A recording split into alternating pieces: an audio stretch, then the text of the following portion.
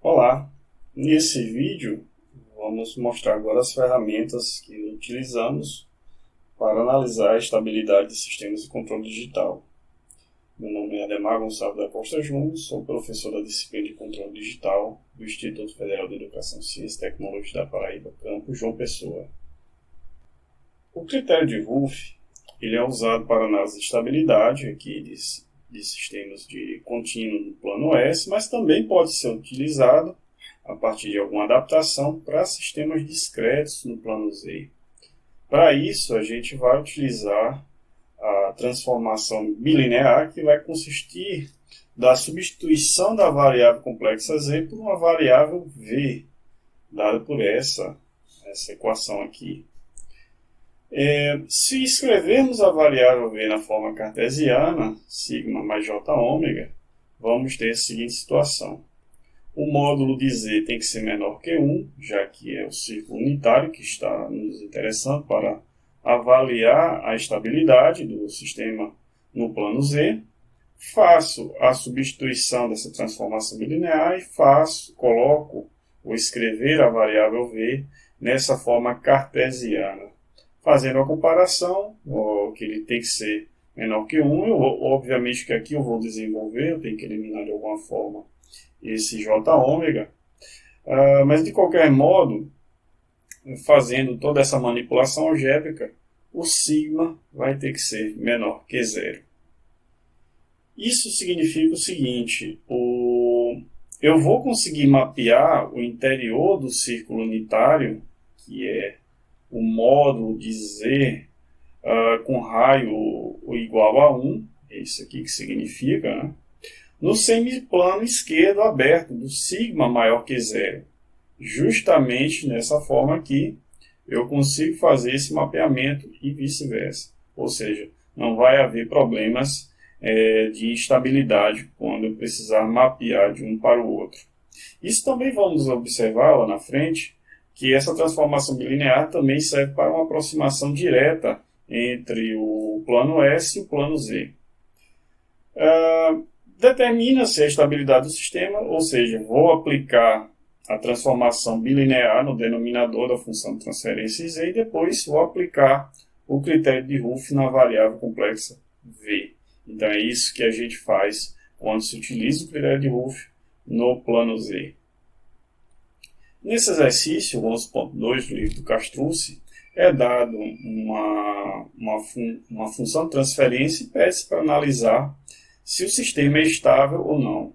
Esse exercício está detalhado em um vídeo à parte, não vou entrar no contexto aqui, mas vocês observarão como é o desenvolvimento desse critério de Wolff para essa função de transferência. Existe uma outra ferramenta, chamada critério de Uri, que também pode ser aplicado para sistemas discretos no tempo, né? Ele vai permitir determinar se um sistema G de Z ele será estável ou não, sem precisar calcular as raízes do polinômio do denominador. É importante também afirmar que também na outra ferramenta não vou precisar calcular a raiz do polinômio da função de transferência. Na verdade, deve-se ressaltar, a pergunta é, mas por que eu devo utilizar ambas as ferramentas, ou uma ou outra?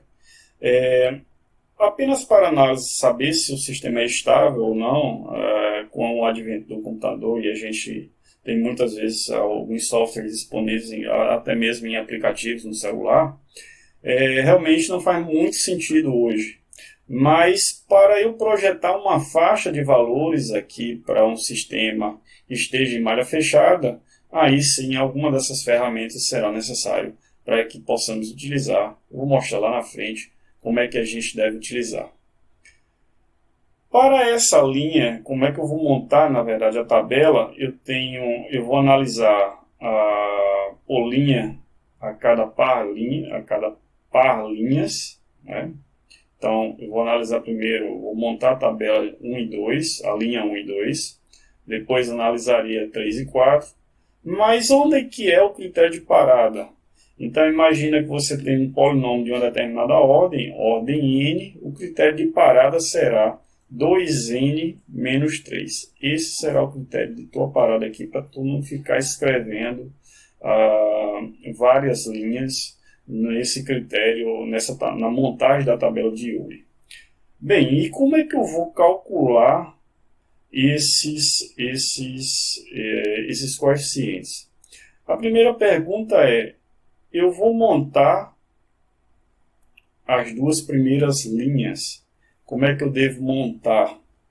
A primeira linha, se você adotar esse polinômio dessa forma aqui, então, o polinômio que está conectado, o coeficiente do polinômio de maior ordem é o termo AN, e o de menor ordem, relacionado a z elevado a zero, que está implícito, ele não está explícito, ele vai ser o termo A0 de um polinômio. Alguns livros, devo destacar, que ele faz o contrário. Então ele chama aqui de A0, esse coeficiente, até chegar em AN. Eu vou adotar essa terminologia dessa forma aqui, onde AN é maior que zero. Então, a primeira linha é escrito os coeficientes de trás para frente, ou seja, começa de A0, A1, A2 até AN. Na segunda linha, eu escrevo os coeficientes tal qual está no polinômio. Como é que eu vou calcular, então, esses termos B0, B1, B2? A partir daqui, eu vou analisar essa linha 3. Então, como devo calcular? Então, eu tenho uma regra geral. Eu vou chamar aqui de... vou calcular o coeficiente BK. BK, lembrando, eu tenho a variação desses coeficientes aqui, desses subíndices. Então, ele vai variar de 0 até n-1, porque vai caindo a ordem a cada linha. Dessa forma, por exemplo, como é que eu vou calcular, então, o B0? B0 seria A0 AN, tá? AN menos K, lembrando, o N é a ordem, o K, nesse caso aqui, é o termo 0. Então, 0 menos 3, tá? No caso, se eu fosse escrever, obviamente, na verdade, o N, ele é fixo e o K vai variando, tá? Então, AN menos K, tá? E o termo AK. Desse modo aqui, eu vou conseguir escrever dessa maneira para K de 0, 1 até n-1. Eu vou pegar aqui um próximo slide para que a gente possa montar mais tranquilo. E eu vou pegar um exemplo aqui qualquer, um DZ, por exemplo, onde eu tenha um polinômio que eu vou chamar de A3, vou pegar um polinômio de ordem 3, um exemplo numérico, A2, Z2, A1, Z, mais A0 igual a 0. Então aqui eu tenho o meu termo A3, A2, A1 e A0. Vou montar então o critério aqui da linha. Então, 1 e 2 eu vou inverter, né? A0, A1, A2, A3. E aqui A3 na segunda linha, a mesma ordem do polinômio, tal qual, do maior para o menor. Vou analisar essa terceira linha. Já para a gente definir quem vai ser o critério de parada, 2n menos 3. Quem é n nesse caso aqui? Observe a ordem do polinômio. Então, 2 vezes 3, 6, 6 menos 3. Então, o critério vai ser aqui. Então, eu vou calcular B0, B1, B2. Lembrando que eu sempre vou decaindo a ordem. Nesse caso aqui, vai variar o B, o K, né, na verdade, aqui, que é esse subíndice, ele vai de 0 até n-1. Então, eu vou calcular B0, olhando aqui para para essa lei de formação, então eu vou ter A0, A3, lembre-se, o N, nesse exemplo alfanumérico, igual a 3, e o K vai ser igual a 0. Então, a N menos K, eu vou pegar que termo? Observe, eu vou pegar o termo A3, né? 3 menos 0, 3.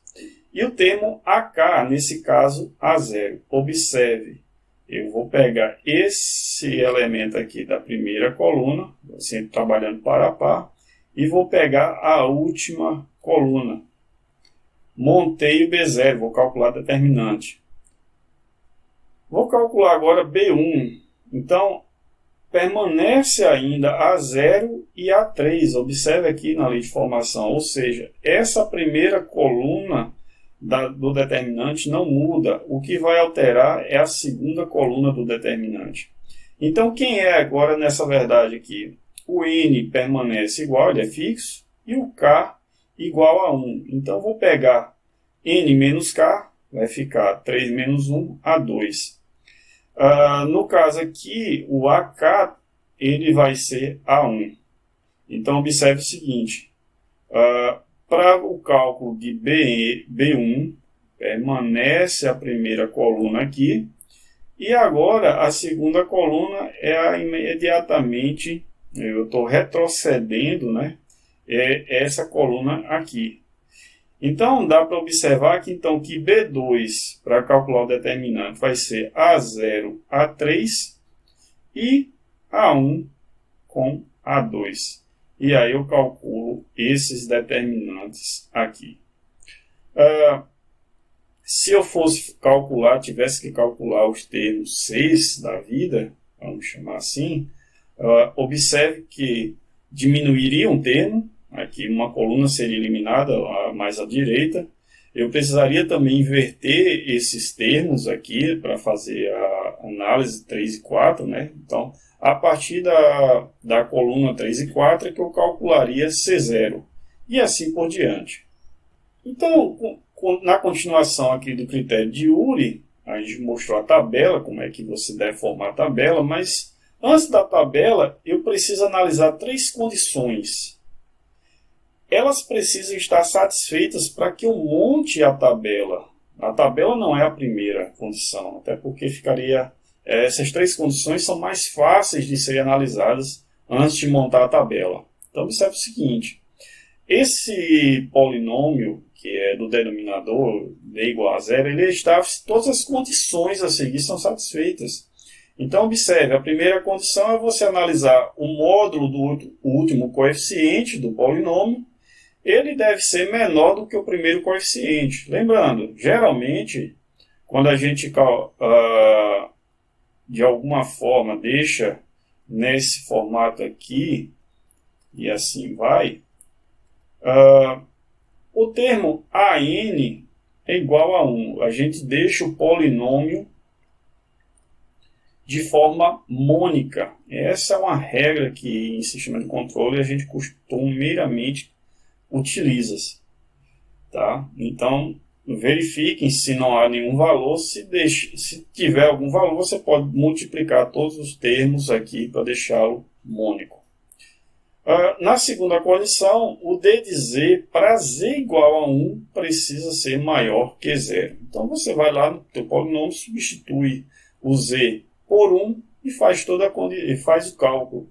Ele vai dar um valor. Se ele for maior que 0, satisfaz, passa para a terceira condição. Então, a terceira condição ele é analisado para z igual a menos 1. Então, você vai substituir, só que tem uma coisa. Você precisa analisar a ordem do polinômio. Se o n, a ordem do polinômio, for par, você vai analisar para maior que 0. Se o n for ímpar, menor que 0. Caso essa condição seja satisfeita, teremos que utilizar a tabela de Uri, como foi mostrado anteriormente. E caso todas as condições sejam satisfeitas, dessa forma mostra-se que o sistema é estável. No exercício 11.3 também ele está gravado toda essa análise para que vocês observem o uso da ferramenta e possam também fazer a utilização dos 3 critérios mais a tabela do Yuri. No 11.5, que é também do livro do Castrucci, ele pede para determinar se um sistema com essa equação característica, então já deu a equação característica, tá? É estável ou instável. Eu vou falar aqui rapidamente. Então, o DZ, nós fazemos a leitura, como eu falei aqui, o AN-1, AN-2, AN-3, A0. Então, observe que eu tenho os primeiros termos. Então, A4 é igual a 1, A3 igual a 1.8, A2 0,47, A1 menos 0,45, A0 menos 0,18. Primeira condição ela é satisfeita, já que o módulo, eu analiso o módulo, tá? A0 é menor do que A4, ou seja, isso aqui em módulo 0,18 é menor do que 1. A segunda condição também é satisfeita, então observe, eu vou lá e substituo z igual a 1 nesses polinômios, então fica 1 a quarta, mais 1,8 uma terceira, mais 0,47 uma segunda, mais menos 0,45 uma primeira, menos 0,18. Obviamente que qualquer número elevado a 1, quer dizer, 1 que tenha na base, ele é igual a 1. Então, somando eles, 2,64 maior que 0. A segunda condição é atendida, então passamos para aquela terceira. E eu já analiso a ordem. A ordem é para n igual a 4. Então, na terceira condição, eu vou avaliar que dz para z igual a menos 1 é maior que 0, né? Então, observe, faço toda a substituição e verifico que, nesse caso aqui, menos 0,06 é menor que 0, ou seja, essa condição não é atendida, não preciso calcular a tabela de Yuri, então o sistema também já diz que é instável. A diferença do critério de Yuri para o critério de Rouff-Hurwitz, se vocês perceberem, o Yuri ele apenas afirma se o sistema é instável. O critério de Rouff-Hurwitz, devido àquela verificação da troca de sinal na primeira coluna, tal qual vocês desenvolveram lá no plano S, lá utilizando o transformado de Laplace, é verificado quantas vezes você tem mudança de sinal nos termos da primeira coluna, ou seja, indica quantos polos estão fora, nesse caso aqui do critério de Rouff-Hurwitz para o sistema discreto no tempo, quantos polos estão fora do círculo unitário. dz pode ser fatorado com dz dessa forma aqui, apenas já conhecendo quem são suas raízes, e o que indica que, de fato, há um polo fora do círculo unitário. A minha recomendação sempre é que vocês possam também utilizar como exercício, sempre que algum exemplo em um livro ou algum outro lugar que você obtenha um polinômio, você possa utilizar os 2 critérios para verificar e para aprender melhor as 2 ferramentas. No final, agora, aquele destaque que eu dou, por que eu devo usar uma dessas ferramentas para estimar, então, uma faixa de valores? Nesse caso, o critério de Yuri ou o critério de Rouff-Hurwitz, ele pode fornecer essa pergunta aqui: que faixa de valores do ganho K? Aqui eu só tenho 1 grau de liberdade, mas eu posso ter outras situações com 2 ou até mais graus de liberdade, porém um pouco mais trabalhoso. Para que o sistema em malha fechada seja estável, eu vou utilizar aqui o período de amostragem t igual a 1 segundo.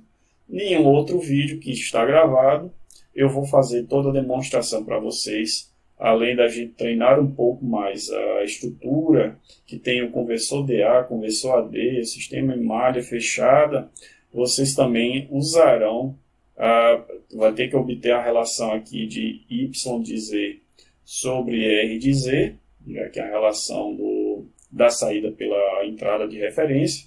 Então, é obtida uma função de transferência em malha fechada, e a partir daqui, análise a equação característica do sistema em malha fechada. Nesse vídeo está mais detalhado. Bem, algumas referências sobre o tema vocês encontrarão nesses livros e recomendo que vocês possam realizar, possam verificar os vídeos que têm as demonstrações desses exemplos que eu mencionei, bem como os exemplos, exercícios e problemas que são propostos lá no ambiente da disciplina de controle digital. Até o próximo vídeo, pessoal.